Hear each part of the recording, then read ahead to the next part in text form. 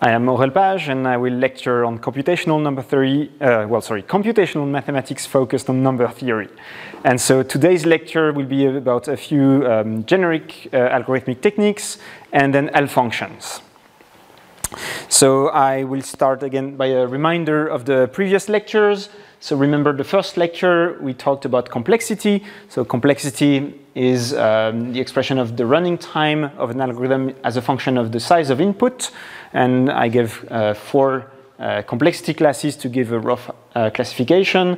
Fast algorithms, quasi-linear, medium, polynomial time, but not quasi-linear, slow, sub-exponential, but not polynomial, and very slow exponential algorithms. Then we talked about the complexity of basic arithmetic operations. We saw that basic operations on integers and polynomials were fast, quasi-linear. Basic operations on matrices and factorization of polynomials could be done in polynomial time. And factorization of integers, that is a hard problem, that's slow. During the second lecture, first we talked about reconstruction algorithms, which allow you to recover an object from specializations or approximations. And there are fast algorithms for reconstruction. So they can be of various types. You can reconstruct integers from modular or multimodular approximations or real approximations, polynomials from evaluation and interpolation, rationals from continued fractions from a real approximation, and rational fractions from pade approximants. Then we talked about various problems in algebraic number theory. First, the computation of the ring of integers, which has two steps. The factorization of a discriminant, which is difficult, possibly.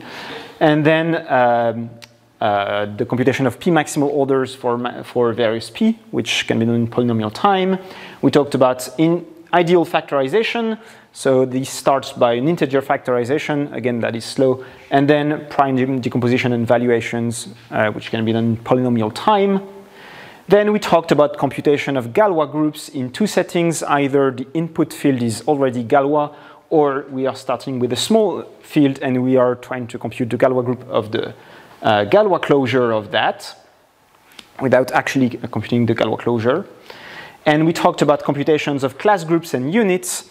And for this, there are sub-exponential algorithms under the GRH and exponential algorithms unconditionally. In the third lecture, last lecture, we talked about linear algebra. So assuming that we have a faster matrix multiplication than the naive one, which would be n to the omega with omega equals 3, and we saw that you can lower that a bit. So in this case, you can do linear algebra operations like solving systems, computing image, kernel, etc. in essentially the same time complexity as matrix multiplication. However, that's only counting ring operations, and over infinite rings, you can have a problem with growth of coefficients. And so just applying these algorithms can lead to exponential time algorithms. So you have to use other techniques. And in fact, you can obtain polynomial time algorithms based on reconstruction. But the complexity will be higher according to the size of coefficients involved.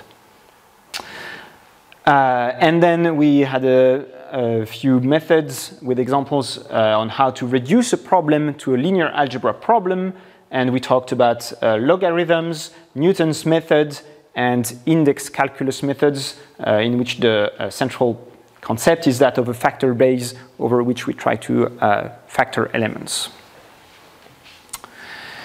Okay, and finally, in last lecture, we talked about lattices. So reminder, a lattice is a subgroup of a real vector space that is generated over Z by an R basis.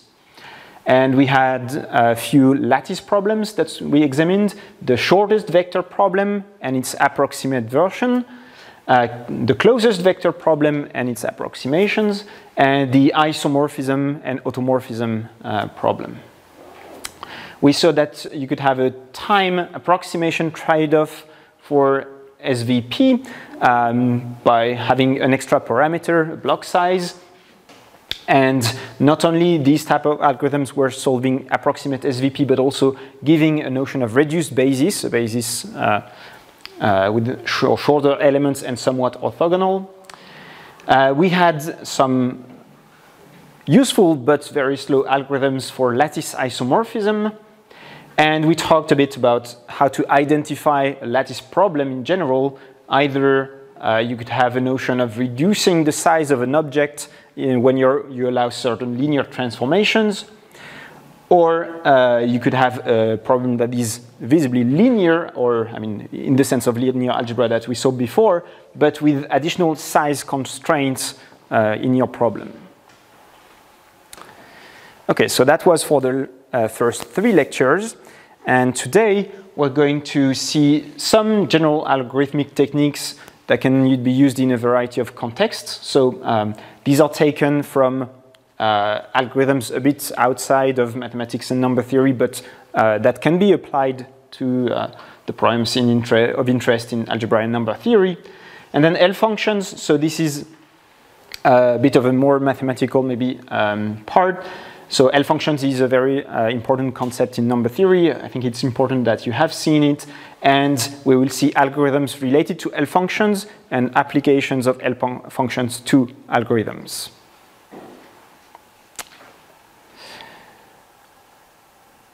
Okay, so let's start with general algorithmic techniques. So very basic but useful technique is that of sorting. So if you have an array of objects that are not necessarily in increasing order, you can sort them in O of n log n time, where n is the number of objects. So that's fast, quasi-linear. There are several types of applications, but I will focus on 2 main ones. Either you have this array and some of the objects in there are actually isomorphic, I mean identical or isomorphic, and you want to remove the duplicates. And so so the focus really is on the resulting list when you've removed the duplicates in this case. And another type of application is you have this list of objects and you want to find a pair of objects in this list that are actually the same. That's what we call a collision. So here the focus is really you're interested not in the rest of the list, that's kind of garbage. What you're really interested in is the collision, the ones that are the same. Okay, and so both of these can be done by sorting. So let's see some examples of these 2 types of applications. So, okay, the problem of removing duplicate objects. So I will express it in a somewhat generic form, and then we'll see an even more concrete example. So you imagine that you have n objects in your array, and you want to remove the duplicates. So imagine that you just have an isomorphism test for this type of objects. Then you have to do all the pairwise isomorphism tests to be able to remove the duplicates. And that takes quadratic time, right? You have to try every pair of elements. So that's a bit inefficient. But if you want to do better, you have to you have to have something stronger than just being able to test isomorphisms. You have to have either a canonical form. So a canonical form is a way of representing your object that only depends on its isomorphism class. So whenever, if you put the objects in canonical form and they are isomorphic, they will be literally equal in this representation.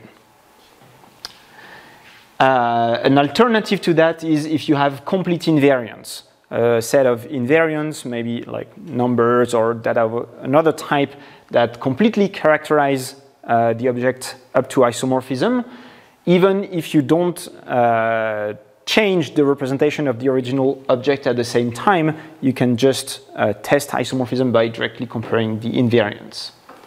So if you have one of these 2, you can put in your list, your array that you sort, this canonical form or the complete invariance. So you have one computation of such things to do for each element, so that's an O of n computation. And then you do the sorting, and once the elements are sorted, you identify the identical ones in this case, and you remove the duplicates. So sometimes it's difficult to obtain something as strong as this, canonical form or simple complete invariance. So you can apply a slightly weaker form of this.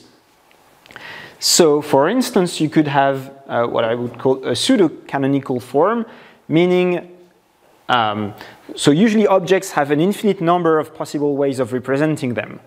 But you might be able to turn an arbitrary representation into a small one for which such that there's only a small number of possible representations for a given isomorphism class.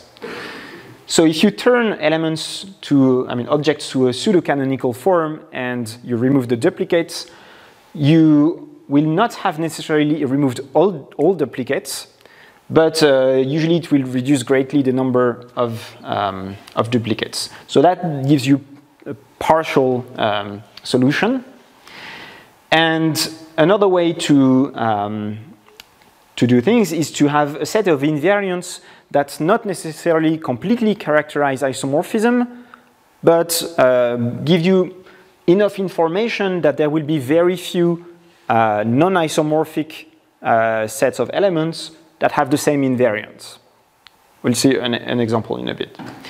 And so if you have this, you only use these invariants when sorting.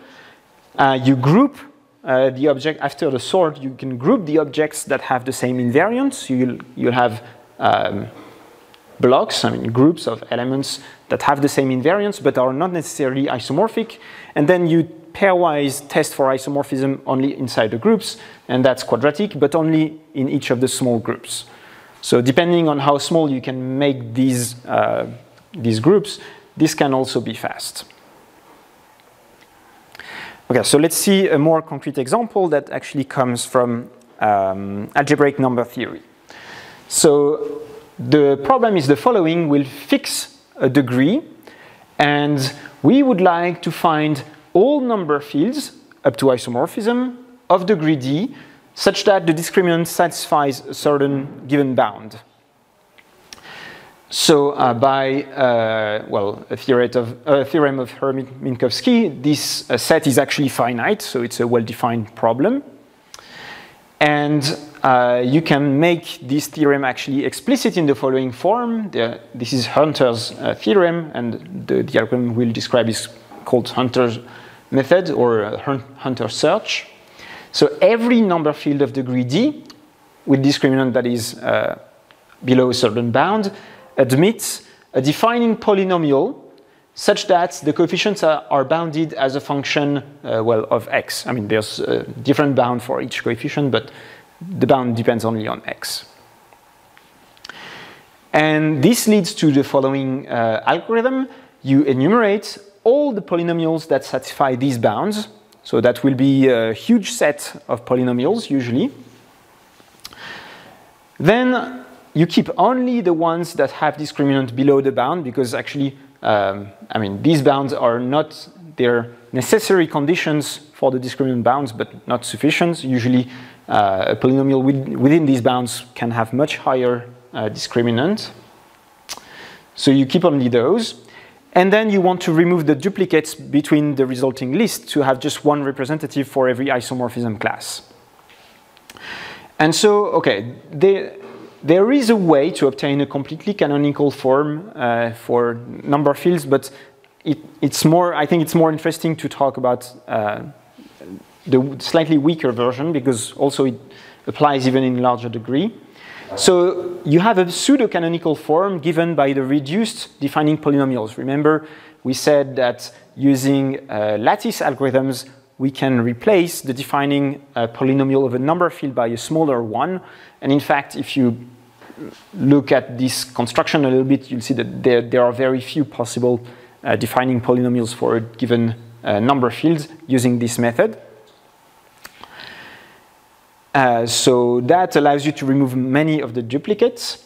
And then you can use a set of invariants such as the discriminant of the number field, the signature, meaning the number of real embeddings and or of pairs of complex embeddings, and the decomposition type of small primes, that is the number of primes below a certain prime number of Q and their inertial degree, residue degree, this kind of data.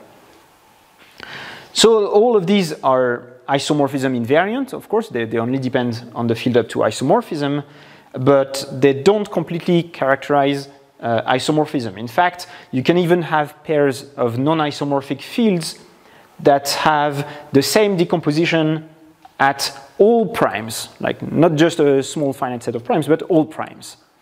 So you'll never get complete invariance like this. However, this is enough to reduce to a very small number the possible candidates for duplicates. And so once you sort your huge list according to these invariants, you only have very few actual isomorphism tests to end up with just a list of isomorphism classes. If you add up the total complexity of this, well, of course, to analyze this, you have to know what the exact bounds are here. I'm not showing it for simplicity. The total complexity is x, the discriminant bound, to the d plus 1 over 4, where the constant here is actually allowed to depend on the degree of the field. Okay. So this can be used for degree up to 9, where this is actually possible to do. Yeah, just one thing I wanted to mention here is what the number of fields that you actually expect in the output here should be big O of x. So only linear in x. That's actually a conjecture that is known only in very small degree. And in general, the best bound we have is x to the log square of the degree. I mean, a constant times log square of the degree. So we don't really actually know what the size of the output here is, except conjecturally.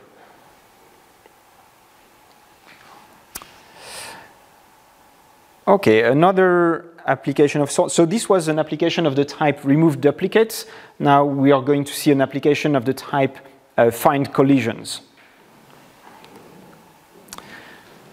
Okay, so the problem is the discrete logarithm problem, which we've already encountered, and we saw how to solve it efficiently, I mean somewhat efficiently, in the multiplicative group of finite fields using index calculus.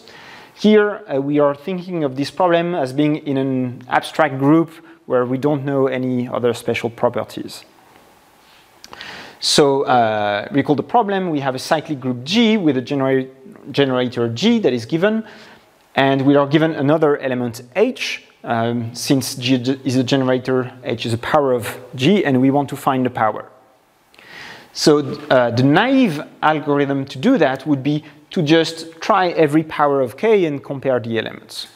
So the time complexity of that would be O of n, the size of the group. Just try every power.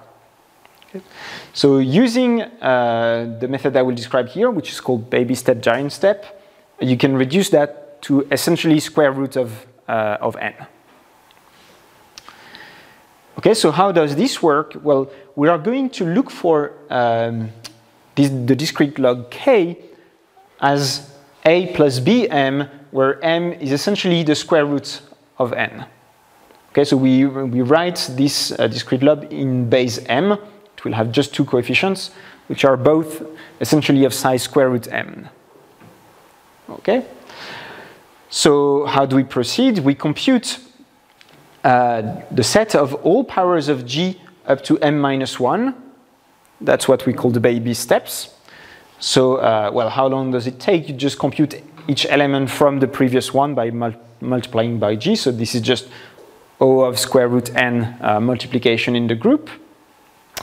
And then you compute what we call the giant steps, meaning h times G to the minus m, h, etc., multiplied by G to the minus m every time.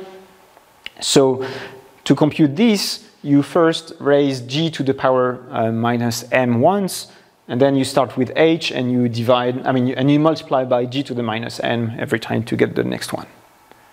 So this takes also only O of square root n steps. Okay, multiplications in the group. And once we have these two lists, we can sort them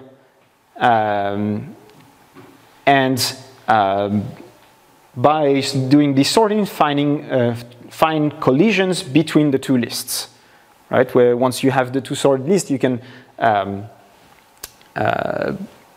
traverse the two lists in parallel, like going forward in the list that has the smallest element, so that you can find a collision between the two. And once you have a collision, well, it will be an expression of the form g to the a equals h times g to the bm, and that exactly gives you the discrete log of h. And you know that you will find a collision because the discrete log can be written in this form, and therefore there has to be such an inequality. Okay? And if you put everything together, the complexity is essentially square root of n. So this is still exponential time, but it's much better than n, the naive algorithm. Okay, so that's a collision type application of sorting. Okay, I just want to mention a few other general programming techniques without any details, just to let you know that some things exist, and then you can, if you realize that it could be useful in one of your applications, you can look them up in more details. So that's various kinds of data structures. So what's a data structure? It's an object that contains a certain number of elements, I will call it n here, and that supports certain types of operations. So there's a wide variety of data structures, and depending on what you do, you'll use some of them, or you will design one for maybe your specific problem. So, okay, as a very basic example, just for comparison with the other ones, an array is just, so it is a type of data structure that you can create with a certain fixed length, and you can access an arbitrary element, modify it or read it in time O of 1. So you can quickly read or modify an element, but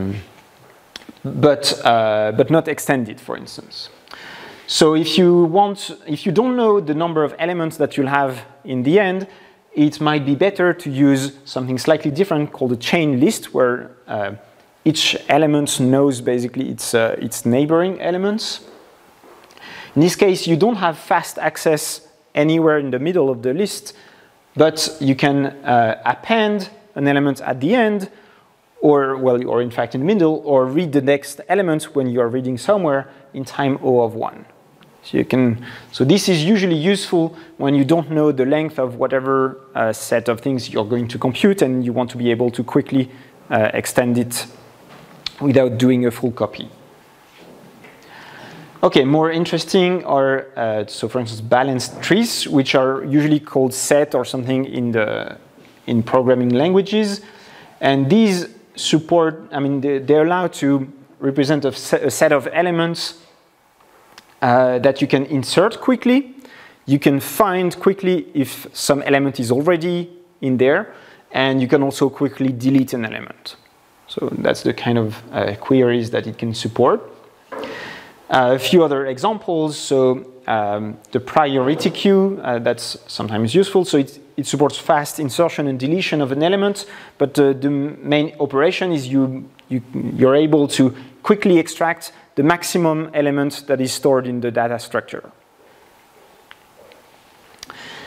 And just to give you elements of things a bit more varied that you can have, so there's something called interval trees, which allow you to store a certain set of numbers, or objects that you can compare, in fact. And you can insert and delete quickly, but the interesting operation is that you can make a query for an interval and it will quickly find the number of elements in this interval without going through the full list of elements, right? It contains n elements, so the naive way of doing this would be to go through the whole list and count how many elements are in the interval. But this data structure can do that quickly. And there's a wider variety of other things. And if you realize that maybe one of your problems could be solved by a data structure supporting certain queries, then you go to your computer science friends and you ask them for, does there exist a data structure that does what you want?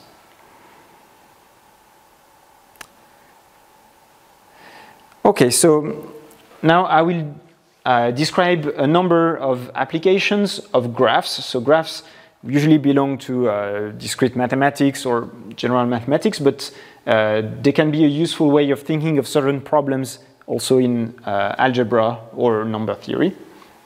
So what is a graph? It's just a set, a pair VE, where E is a set of vertices, which we usually represent as points. So that's V.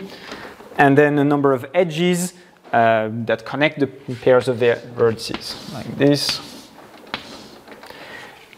And there are variants. You can give a direction to the edges or not. You can allow multiple edges. You can add a label on the edges, for instance, numbers like this. All of these variants encode a certain information in a different way. And a morphism of graphs is just a map between the vertices that preserves the edges, sends edges to edges. If you have weights, they must be preserved, etc. And so why is it useful to think in terms of graphs? Well, it encodes your information in a more abstract way, so it can be a way of forgetting about what doesn't actually matter for your problem and then think a bit more visually about it. So let's see some examples. So an example of application where thinking in terms of graphs is often useful is sparse linear algebra. So what is sparse linear algebra? Well, it's operation on sparse matrices. A sparse matrix is a matrix that has a lot of zeros, like mostly zeros, and therefore you only want to store the non-zero elements, and when you do operations on them, you want to preserve this sparsity property. So it's typically a good idea to think in terms of graphs when you manipulate sparse matrices. So let's see a simple application on index calculus algorithms. So remember what happened in index calculus. You had this set of primes, and you were drawing random elements, hoping that they factor over this factor base, this set of primes. And then in the end, you end up doing linear algebra on the matrix obtained from these factorizations, from the relation matrix. So the more primes you put in your factor base, the more likely it is that you will find a relation. So you would like to increase the size of the factor base, but then your linear algebra is more costly. So one thing that is useful is to allow a bit more primes than you would usually take, but you restrict to having a very small number of occurrences of these extra primes, allowing for operations that don't require the full linear algebra algorithms, but dedicated algorithms to simplify this part of the matrix. So that's called the large prime variation in index calculus. So for instance, you add these large primes after your factor base, but you only allow relations that have, for instance, one large prime or two large primes. Okay? So how does it work? Well, if you allow only one large prime, that will mean that you have in your relation matrix, so in the large prime part, you'll have relations with exactly one non-zero entry. Then there's a lot of things in this part, in the small primes part.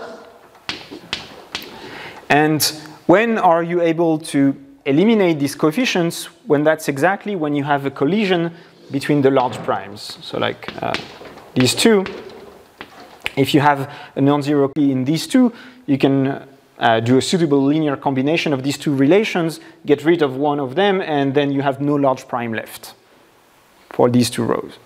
Okay, and so you can eliminate a bunch like this. So this is an instance of collision finding. So as we saw, you can do that by sorting this part, and you find collisions this way.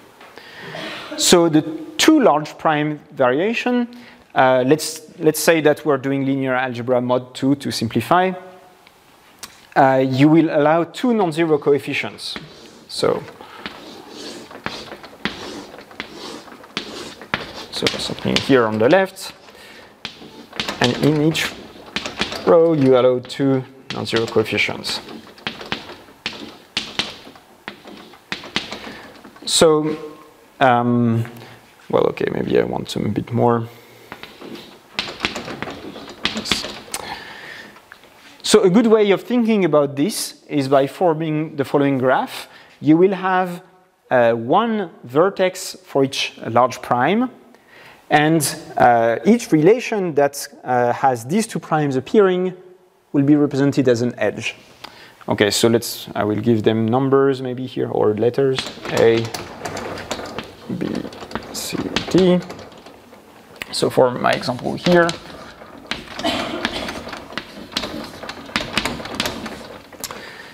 and so, okay, the first relation has A and D, so we'll put an edge here, then A and C here, B and D there, and C and D here.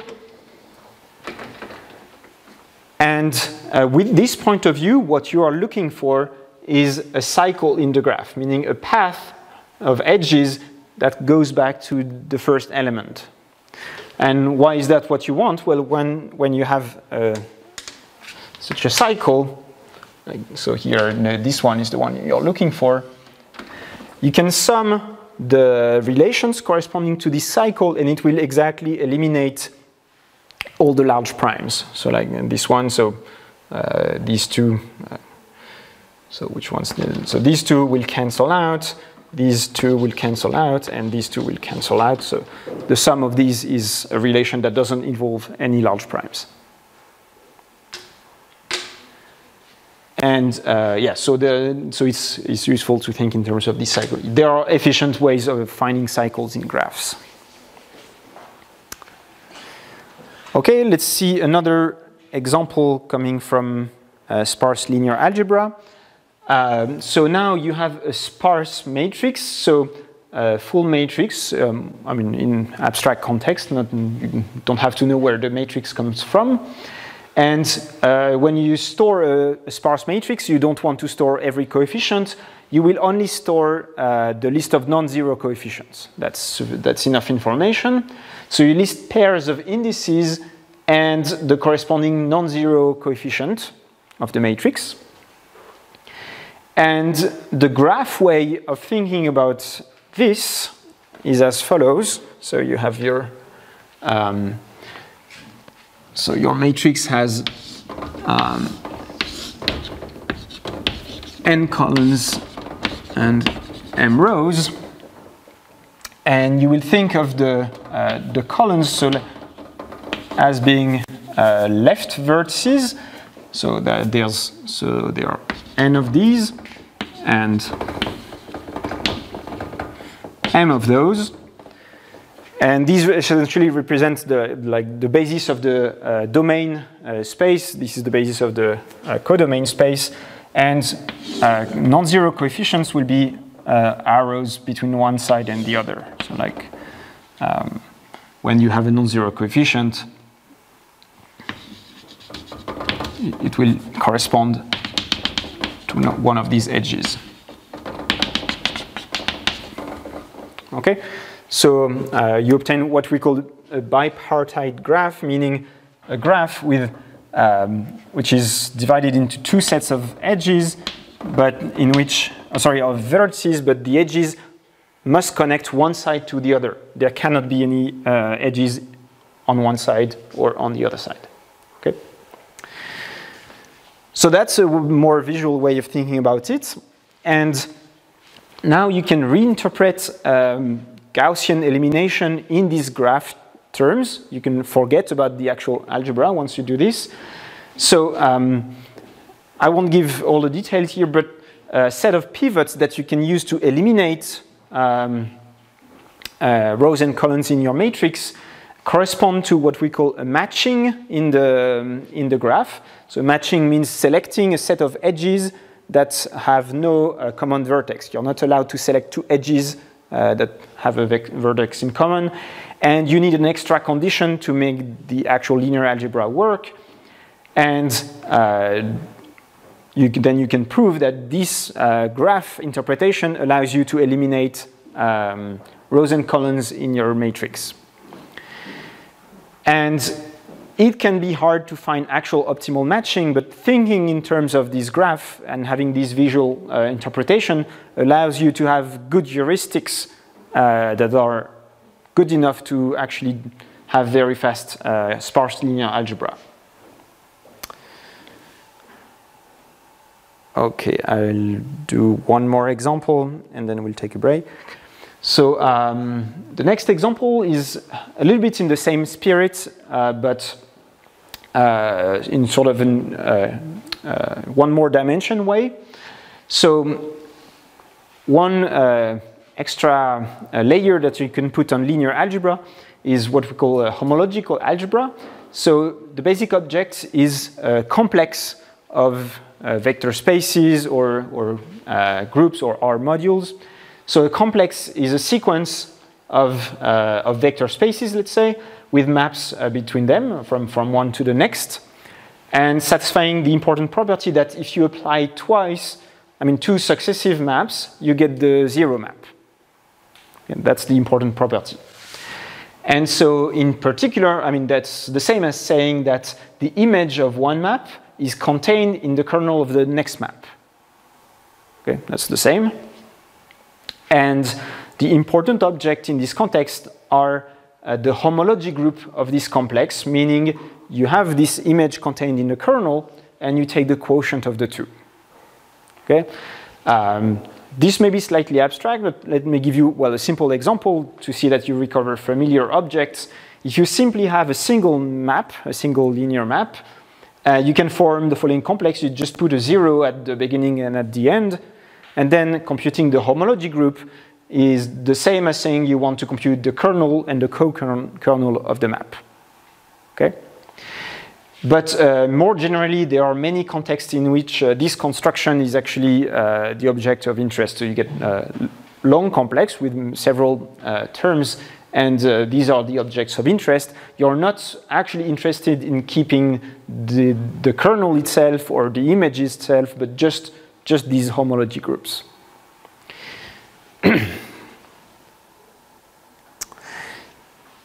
So this also has a graph interpretation when all of these maps are sparse. You just do the same construction, except that you'll repeat it with extra layers.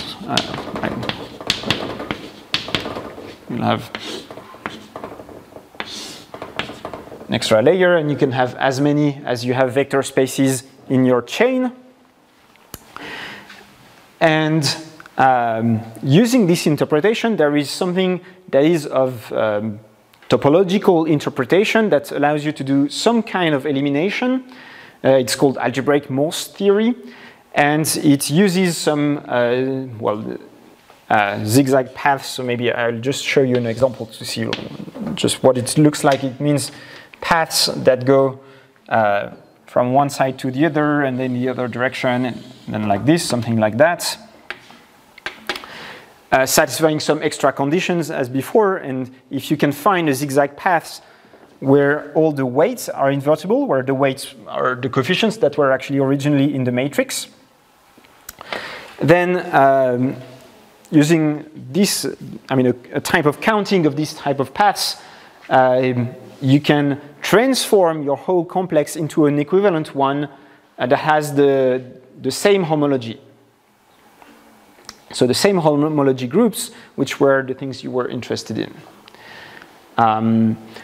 So this is slightly more powerful than elimination in the sense that you don't just do invertible operations on your matrices. You're allowing something more brutal than that preserves the homology, but not necessarily, for instance, the kernel itself or the image itself. So because you're allowing a transformation that is more brutal, then you can hope to have a more efficient simplification. Okay, I think this is a good time to take a break. Okay, let's see another application of graph interpretation of a problem. So this has nothing to do with linear algebra. So the goal here is to encode a certain equivalence relation on a set of elements.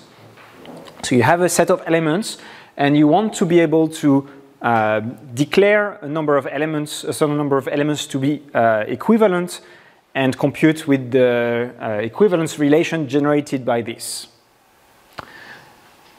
Okay, so one way to think about an equivalence relation is to think of your set as being the set of vertices of a graph. And then when two elements are declared equivalent, you think of an edge between the two. And then what are the equivalence classes? They are exactly the connected components of the graph. Okay, so that's the geometric way to think about it. And so there's an algorithm called, its name is union find, that allows you to quickly add the relation between two elements of your set, or quickly find the representative of a class of elements. Like as the algorithm proceeds, each equivalence class has a unique representative, and you want to be able to find it to compare if two elements are equivalent or not. So how does it work? So you start, instead of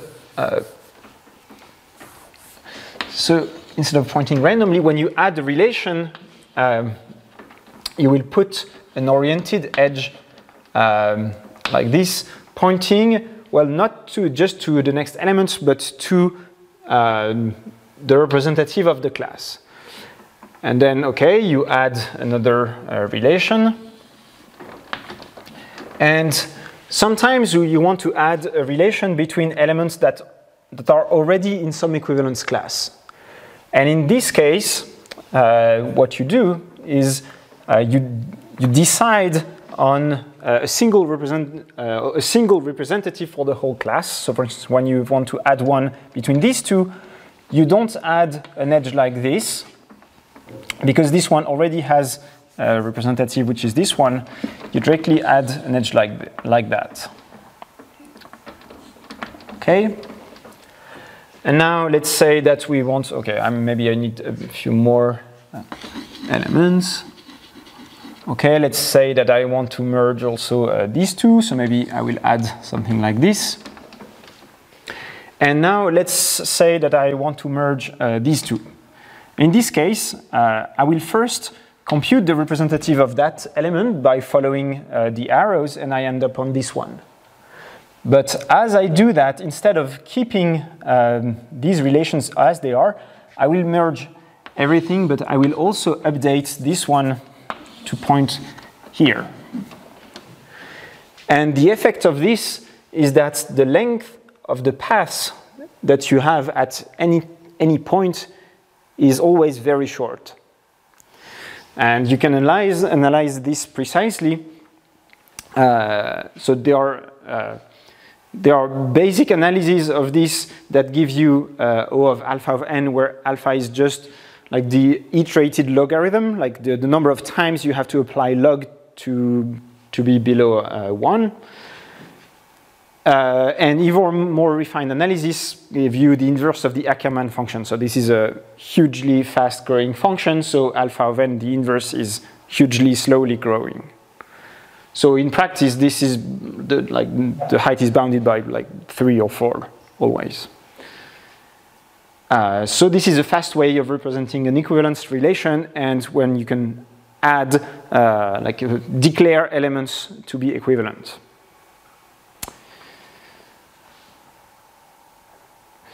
Okay, so now let's talk about the graph isomorphism problem. So, I mean, whenever we have a type of object that we consider, we have the isomorphism problem that appears. So the problem is we have two graphs, and we want to find an isomorphism between them, or a variant, of course, is you are given a single graph, and you want to find the automorphism group of the graph, which is a finite group. So in practice, there are some quite good algorithms to do it. They use a combination of backtracking, some combinatorics, some group theory, and they are fast on most instances, even though you can find hard instances. And not only they allow you to compute isomorphisms and automorphisms, but they also allow you to have a canonical form for graphs up to isomorphism. So for graphs, a canonical form would be essentially an ordering on the vertices, such that when you take two graphs and you give them both the canonical ordering, then the edges are literally the same for this ordering. Okay? So as we saw before, having a canonical form is better than just being able to test isomorphism. So that's in practice, and there are several software that can do that very quickly. In theory, the situation is actually fairly good also, because we know that there exists a quasi-polynomial time algorithm to test isomorphism. So it's also almost in the polynomial time class. That's a recent result of Babai, and it's an algorithm that mostly uses group theory. So I will show you an example of an application of the isomorphism problem for graphs to another isomorphism problem. So the thing is, because graphs encode almost any type of information, there are many isomorphism problems that you can reduce to an isomorphism problem for graphs.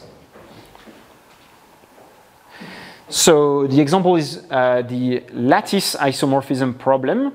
So recall the problem, you're given two lattices and you want to find an isomorphism between them, meaning a linear map between the two that is, a bijection, but that preserves distances, okay, an isometry.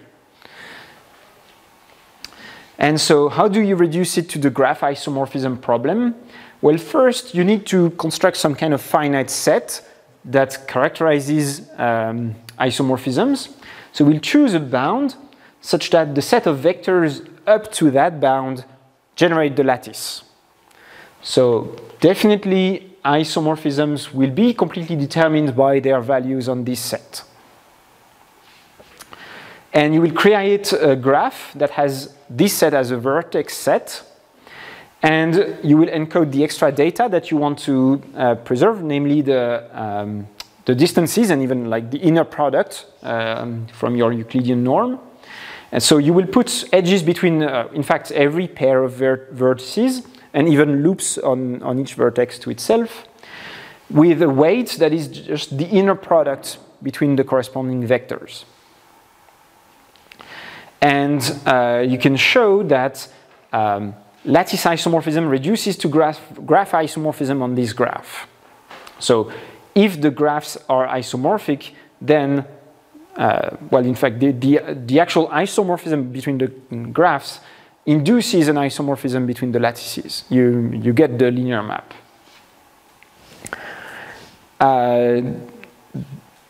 So that allows you to reduce lattice isomorphism.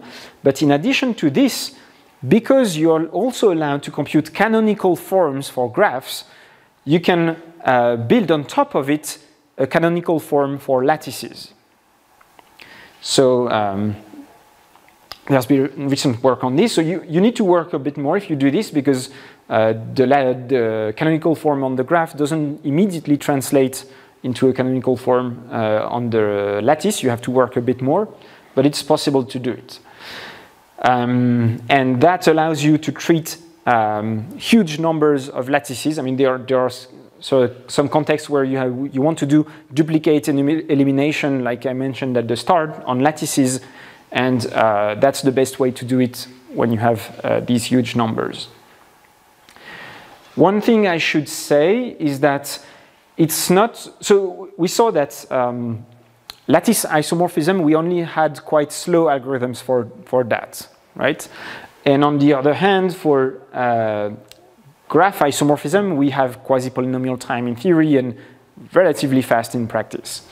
So the problem is in this reduction, the vertex set that you create is extremely large. So it's not a very efficient reduction, but still it's a useful one. Okay? So that's why you don't get as fast lattice isomorphism as graph isomorphism.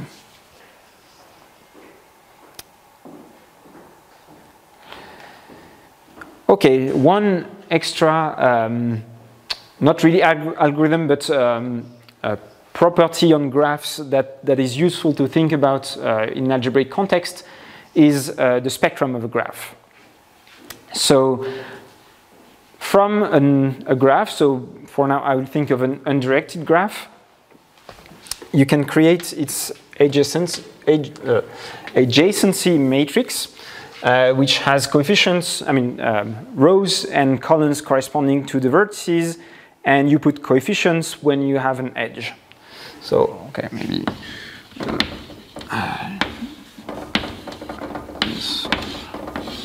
something like this. We'll have a 4x4 matrix.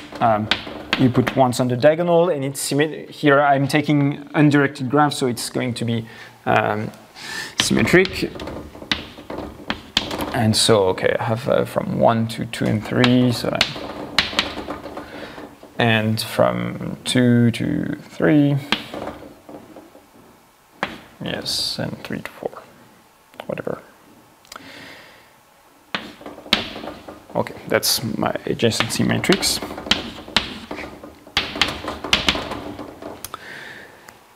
And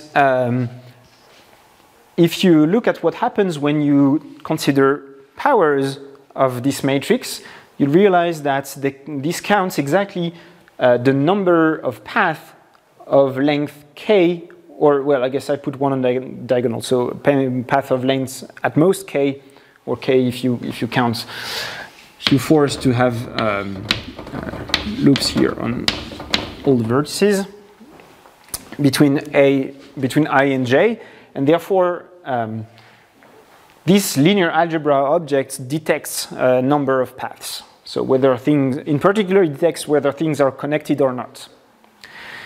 And so because you look at these iterates, the spectrum of this symmetric matrix will tell you something about how fast you converge, for instance, to eigenvectors. Okay? And a way to interpret this is, for instance, is that this spectrum will determine how fast random walks on the graph, where you choose one of the out edges at random, will give you a distribution on the vertices that is equidistributed. So maybe the simplest setting for this is when you have graphs that are regular, meaning they have the same, each vertex has the same number of outer vertices. And if you're in this setting, well, let's say that you divide the adjacency matrix by this number of outgoing edges, and then you'll have you will have vectors with eigenvalue 1, which correspond to the connected components. So these vectors with just ones will correspond to a distribution of points that is completely equidistributed on a single connected component, and the iterates of the matrix, so you'll have smaller eigenvalues that correspond to how fast you converge to these distributions equidistributed on a connected component. So you can, well, that's maybe an instance of going the other way from graph theory to linear algebra, in a sense. And so if you can analyze the spectrum of these matrices, for which you could have other special tools, then you understand if things are connected and how fast they equidistribute. Okay, we'll see an instance of this in a certain sense a bit later. So the second part I want to talk about is L functions.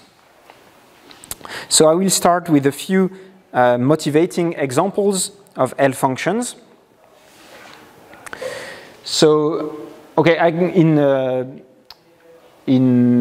the second lecture, I talked just a little bit about the Riemann hypothesis for and the zeta function. Here, I will give a bit more details on the various L functions that you can have and what the Riemann hypothesis means for them.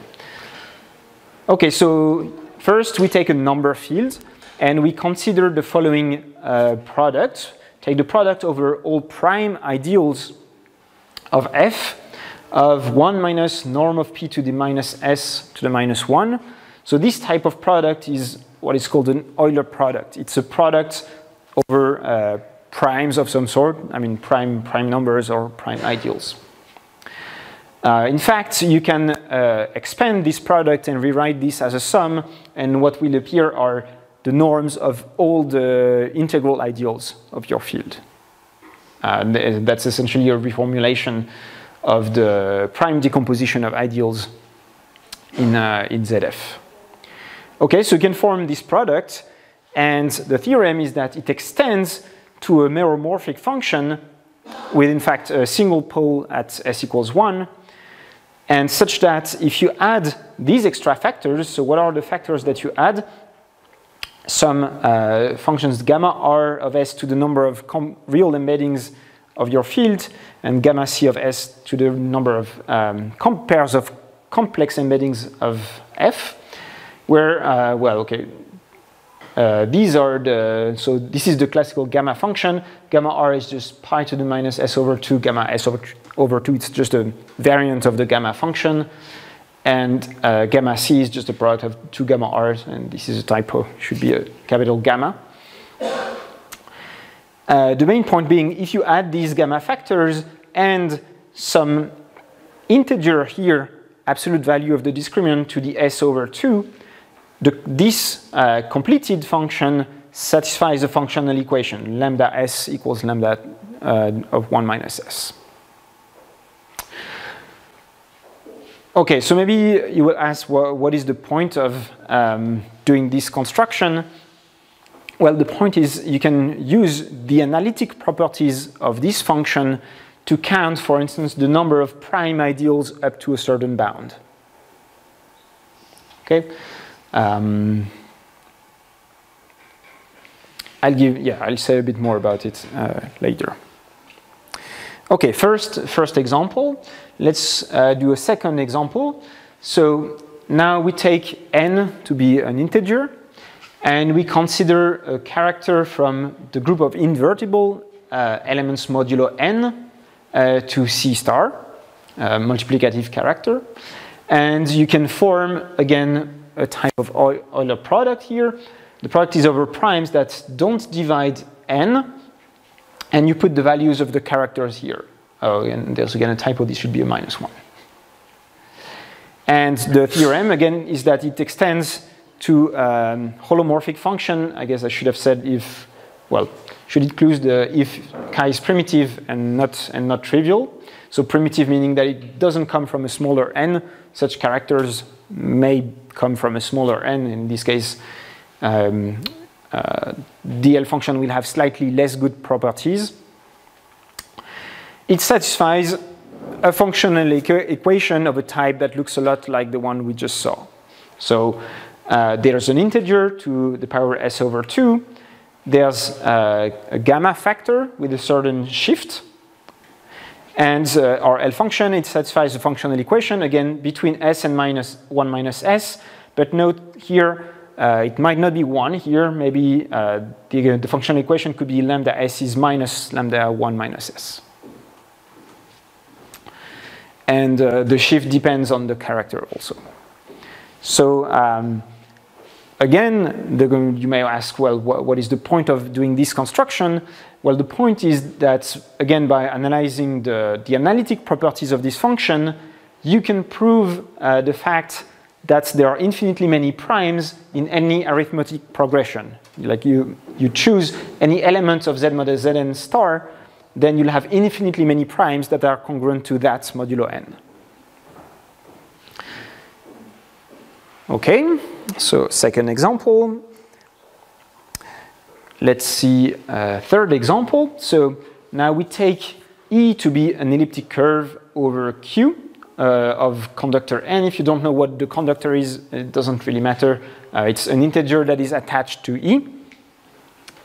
And you can create, again, an L function. Well, here I've hidden a few of the factors because they're a bit more complicated, but you have a finite number of bad factors, the ones for P dividing n, that are slightly more complicated to determine. And that's actually a general fact that there's a finite number of factors that are harder to determine than the other ones. And the ones for P not dividing n are just given by 1 minus AP, P to the minus S, plus P to the 1 minus 2S, where AP, oh, I couldn't write it here. So where the number of points of E over FP is just P plus 1 minus AP. This is the definition. So this is built, so this Euler product is built from the number of points of E modulo P. And again, we have extension to a holomorphic function on C and a functional equation of the same type, integer to the S over 2, again a gamma factor, and the functional equation. So here what you should notice is that the functional equation is in terms of S between S and 2 minus S. But that's not actually a real difference because you can always make a shift of your variable that will reduce everything to lambda S becomes lambda of 1 minus S. But it's sometimes more convenient to normalize things in a different way. Here, the advantage of keeping this normalization is that the coefficients that appear here are integers. If you normalized it to have S and 1 minus S, you would need to introduce a square root of P at every factor. Okay, so this is called the arithmetic normalization, and you can make the analytic normalization by doing a shift. Okay, so another example to see what's, again, a bit more what the variety of things you can see. So you can start with F, a real quadratic field, and I will assume narrow class number 1, meaning not just class number 1. So class number 1 would be every ideal is generated, well, is principal is generated by some element of the field. Narrow class number 1 means every ideal is generated by an element that is totally positive, that is positive in every real embedding of F. Okay, and I will call U the fundamental unit of the field, so meaning a generator of the group of units of ZF modulo plus or minus 1. And from this data, you can form the following Hecke L function. As the previous ones, it's a product over primes of 1 minus this quantity, which is something that depends on P. So you take a totally positive generator of P, and you take the log of that divided by the log of the fundamental unit. And again, times norm of P to the minus S inverse. And maybe what you should notice, and that was also true for the other example, is that the quantity that appears here has absolute value 1. Okay. Oh, and I should, no, okay, yeah, no, this is correct. And you have, again, a functional equation of the same type as before with an integer to the S over 2, gamma R of gamma shift, and I see now that I made a mistake, there should be an I here. So the point is, all the examples we had before, the shift here was by a real number, and in fact just by an integer. Like this is an example where you have an imaginary shift. And I should, yeah, there should be an imaginary shift in one direction and the other. So, okay, my point is that you have this shift, which is not an integer in general. This is most likely a transcendental number, and it's imaginary. It's not just a real shift. And the functional equation is also generalizing the previous ones, but slightly more complicated. So S is related to 1 minus S, but really to 1 minus S bar and the function in which you take again the complex conjugate. And you have a W here that doesn't need to be plus or minus 1. It's just some complex number of absolute value 1. Now, these complex conjugates, that's actually almost the same as just taking S to 1 minus S, except that you also need to take the complex conjugate of these coefficients that appear in addition. But it's a very minor variation on the one we did before, related to the fact that the coefficients here are not all real, whereas in the previous examples, all the coefficients were real.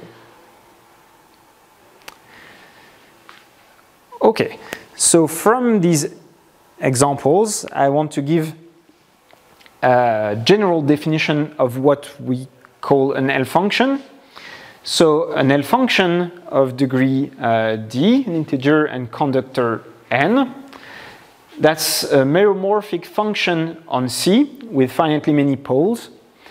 That is defined for, well, okay, all the Euler products, actually I didn't say it, but all the Euler products that we had before, they converge only for a real part of S sufficiently large. And the whole meromorphic function is only an analytic continuation of that. So defined for a real part of S large enough by an Euler product of a form, so this form will generalize all the ones that we have seen, product of some polynomial evaluated at prime to the minus S, where all these polynomials have degree at most d, and they're 1 at 0. This is just to make them of the form 1 plus p to the minus S plus etc. That ensures convergence. So, and the degree should be exactly d, and with all roots of the polynomial of modulus 1 for p that doesn't divide n. So for the good primes, you should have exactly degree d and all roots of absolute value n. Again, if you look at the previous examples, that's a generalization. And satisfying a functional equation like before, so you complete the L function by your conductor to the S over 2 times the product of gamma factors. Okay, and there's L of S missing here. Satisfying a functional equation like the most general one we've seen, so relating S to 1 minus S with complex conjugates because maybe the coefficients here are not real, and absolute value of W is 1. And so each of these type of L functions will have analytic properties that tell you something about the distribution of primes in relation to the object from which you constructed the function. So in the earlier examples, for the Dedekind zeta function, it tells you something about the distribution of prime ideals in the field. For the Dirichlet L functions, it tells you something about the distribution of primes modulo n, etc.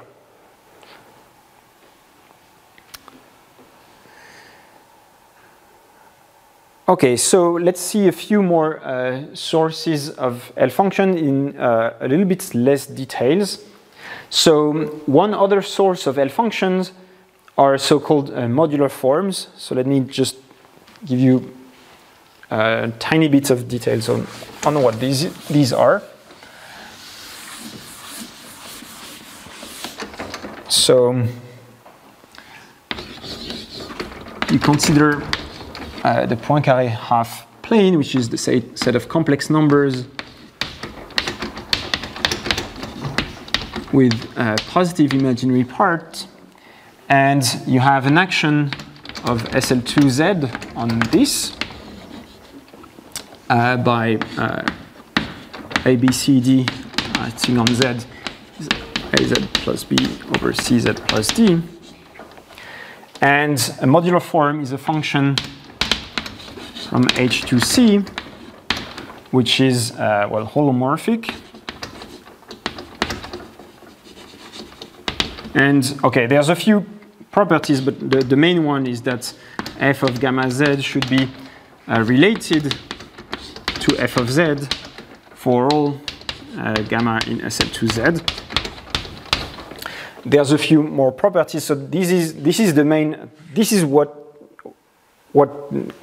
justifies the word modular, and then you ask for a few more properties, and then to get an actual L function in the sense that I defined before, you need an extra property given by the action of certain operators indexed by primes. So we usually call them TP, and we want TPF equals APF. So I'm not giving what the operators are here, but they are given by fairly explicit sums related to the values of f. And we are asking that f is an eigenvalue of these operators. So this is just a complex number. And you can form the L function by putting together these coefficients into the Euler factor. And there is an even more general construction that follows the same general shape, but more complicated. So you have functions on certain spaces satisfying a certain transformation law under a certain group, and you have more Hecke operators under which it needs to be an eigenform, and you can put all of this into an L function. And the main point of this source of L function is that this is basically the only way that we know how to prove the analytic properties that we want for L functions. Okay, so that's one source. Then you have curves and varieties. So so that's a generalization of the elliptic curve case that we talked about.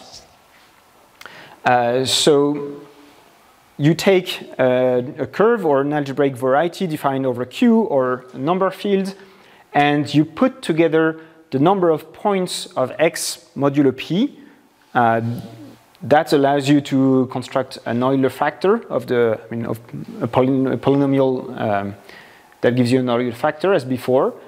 You have some gamma factors that come from the analytic properties of X when you see it as a curve over C.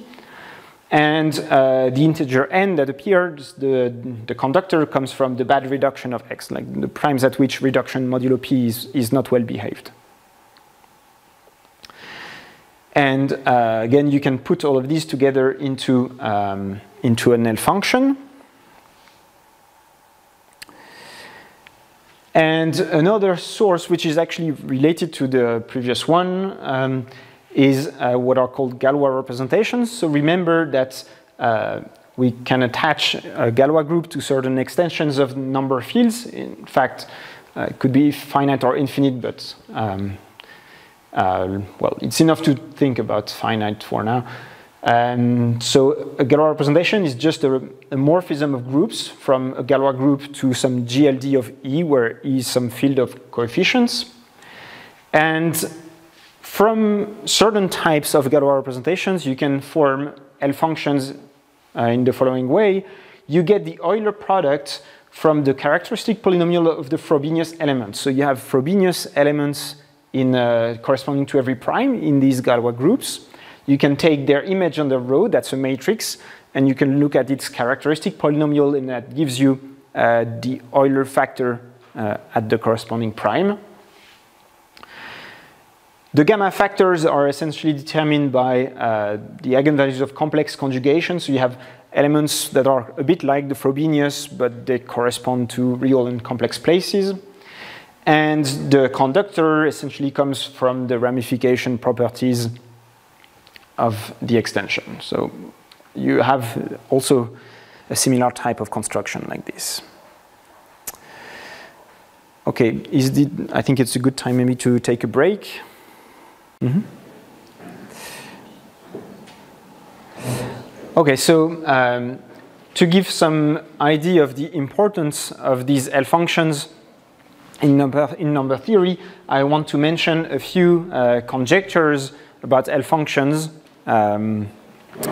that are, well, mostly not unresolved. So the first one is the generalized Riemann hypothesis. So I actually gave you the formulation in the second lecture for the Riemann zeta function, but more generally what we believe is that if you have a zero of an L function, then its real part has to be at most 1/2. Actually, just this is the conjecture if you have a functional equation relating s to 1 minus s. For instance, for elliptic curve, you have to do the translation to write it like this. So this is widely open, and what we actually know is a very, very small region in which we know that there can't be any zeros. So let me draw a picture.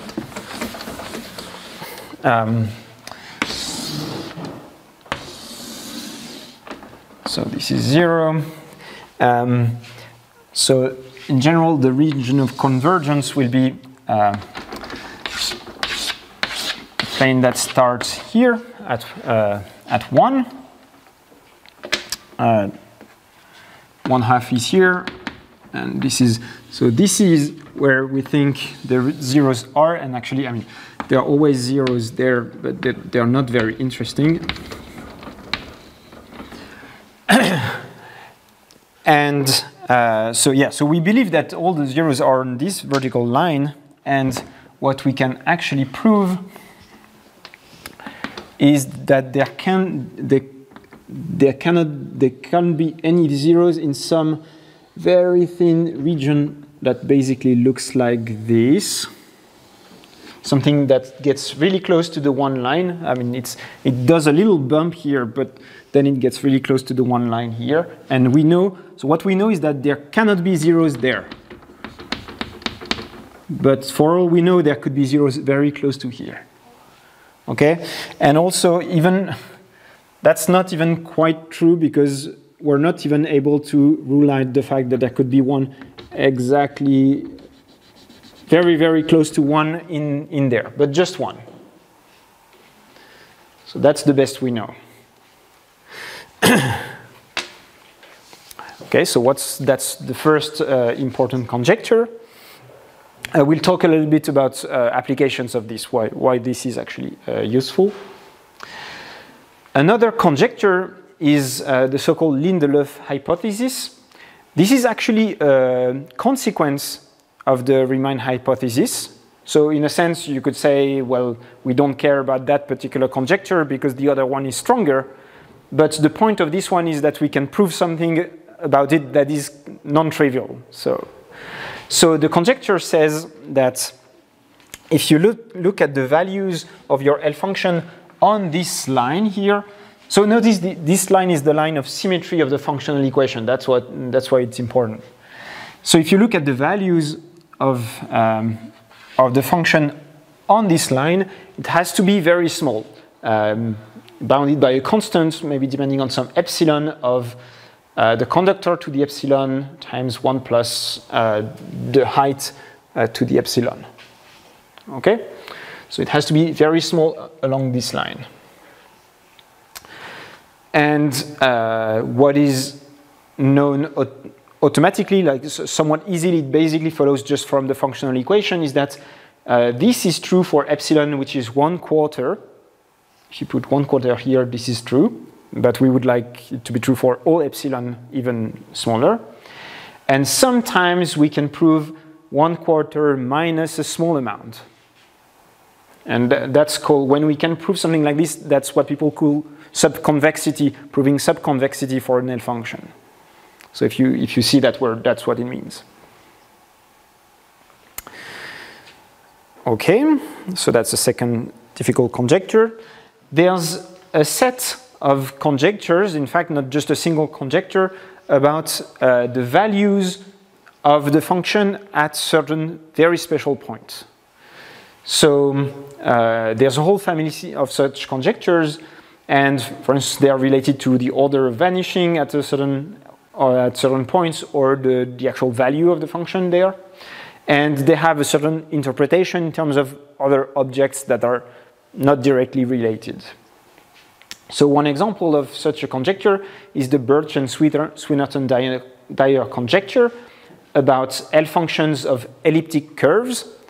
And in this case, the conjecture is that the order of vanishing at S equals 1 should be equal to the rank of E of Q. So recall that E of Q is a finitely generated group, so it has a torsion part and a finite rank part, Z to some rank, and the rank should be the same as the order of vanishing.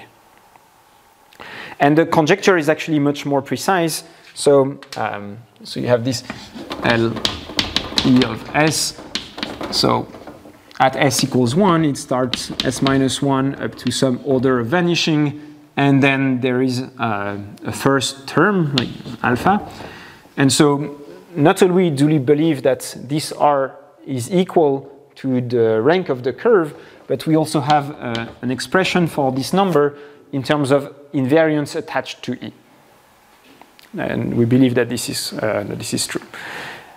And what is known about these? Well, there's a number of special cases that are known. For BSD specifically, elliptic curves, this is known essentially for rank 1 or 0, which is already quite difficult. There's one special case that's actually easier, that was known much earlier, which is called the analytic class number formula.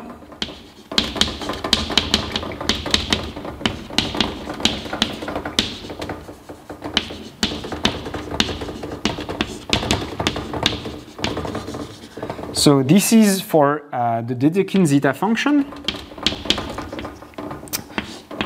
So the Dedekind zeta function, like the Riemann zeta function, it has a pole at L equals 1 of order 1. So there's a pole, and then there's a main, there's a coefficient of the pole, which is the residue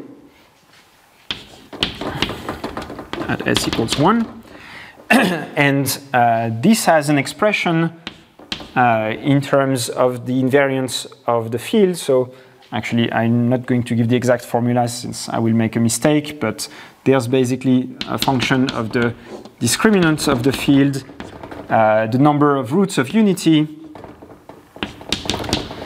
and most importantly, the class number times the regulator.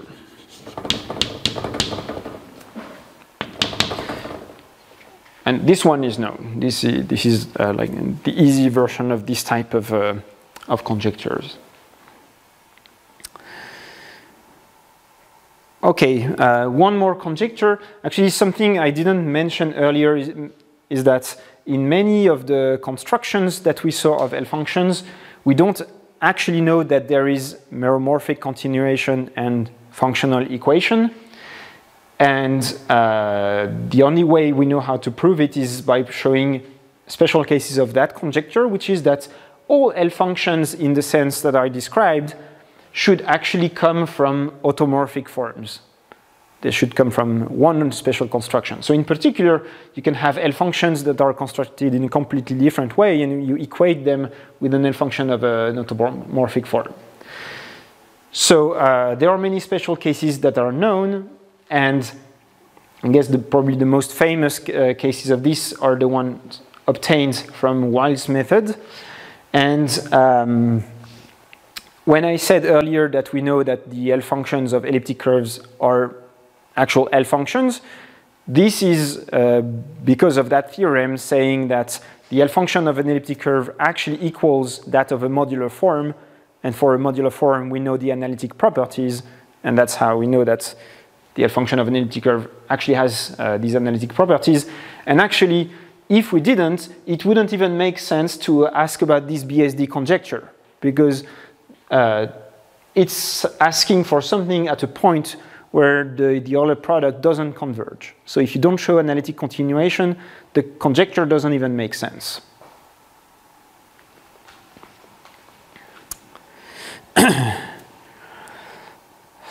Okay, so let me talk a little bit about algorithmic parts of L functions. So there are two sides of this. There is the question of how do you compute with L functions? Like if you see L functions as objects of interest, you want to be able to compute some things about them. And there's also what L functions actually give you that you can use in other algorithms. That's the other side of the story. So the first one is the computation of the coefficient of your L function, of the Euler factors. So one of the cases where it's the most interesting is that of varieties. And so, okay, for varieties, X, so the computation of the good Euler factors, the one at the primes where reduction mod P behaves well, then it really essentially reduces to thinking of, of a variety over Fp or finite fields.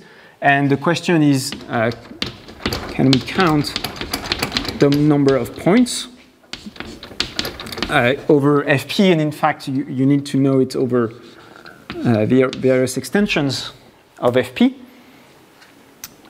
And so we have algorithms in a certain number of cases that are efficient.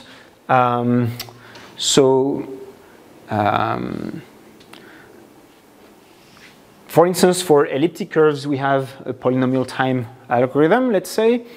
And for general varieties, we don't quite have a polynomial time algorithm, but we have something which is polynomial in terms of various parameters, but there is an O of P, or even in some good cases, O square root P factor. So that's not quite polynomial if you have something like this. That's actually exponential with respect to the size of the finite field. On the other hand, when you want to do computation with L functions, you will only care about computing the Euler factor for small p's. If you want the beginning of the expansion of the function. So P will be relatively small, so this is not actually that bad because you want to count.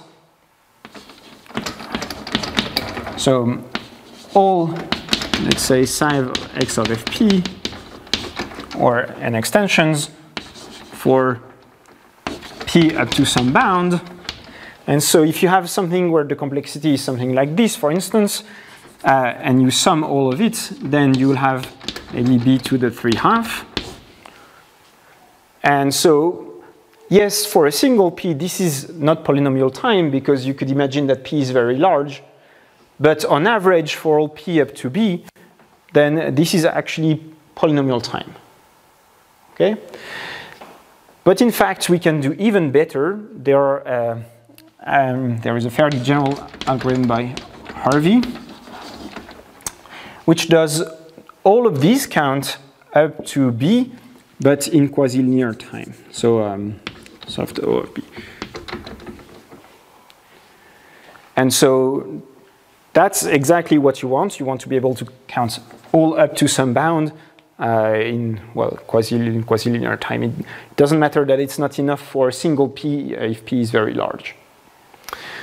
This algorithm is more of a theoretical type. Like it's not implemented in the most general case of an arbitrary variety, but there are many interesting cases where you can actually reach that performance. For instance, I think hyperelliptic curves, that's, I don't know if it's done in arbitrary genus, but something like this they know how to do efficiently.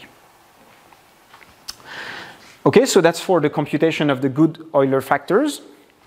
Then you would like to be able to evaluate your L function at various points. For instance, when you want to test these conjectures about special values, or if you evaluate the function, then you'll be able to compute the zeros up to a certain height and check the Riemann hypothesis, things like this.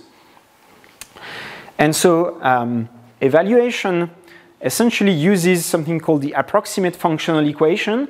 So the approximate functional equation is an expression for the value of the L function. You obtain it from the usual functional equation by some complex analysis arguments, and it expresses L of S as a sum, as a rapidly converging sum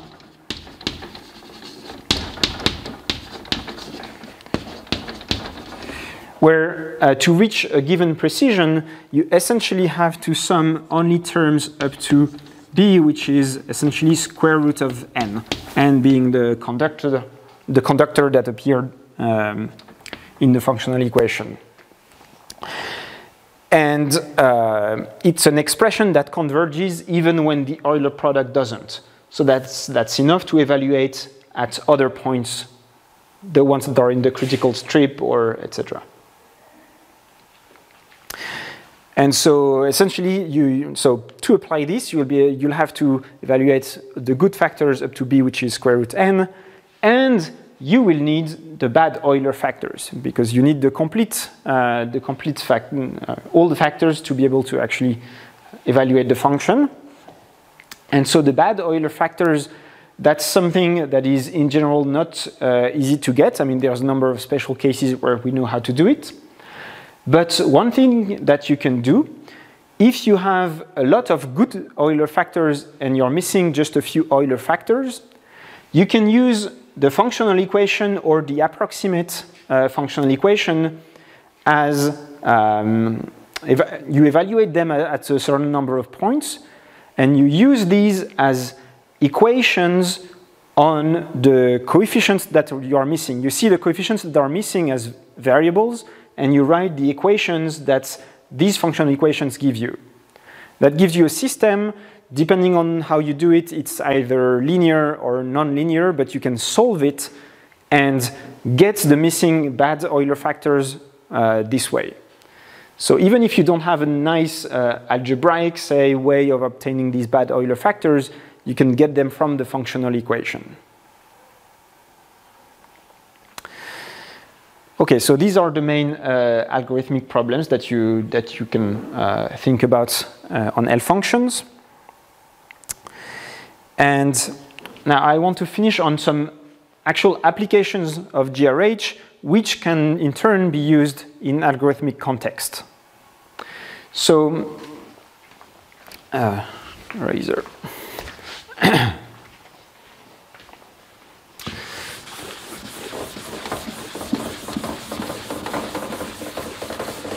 In general, I'm calling these a strong prime number theorem.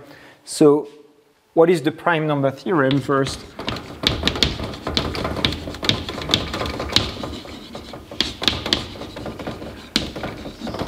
So this is just the theorem saying that the count of primes up to x is essentially of order x over log x. And this is obtained by looking at the analytic properties of the zeta function, the Riemann zeta function. Theorem.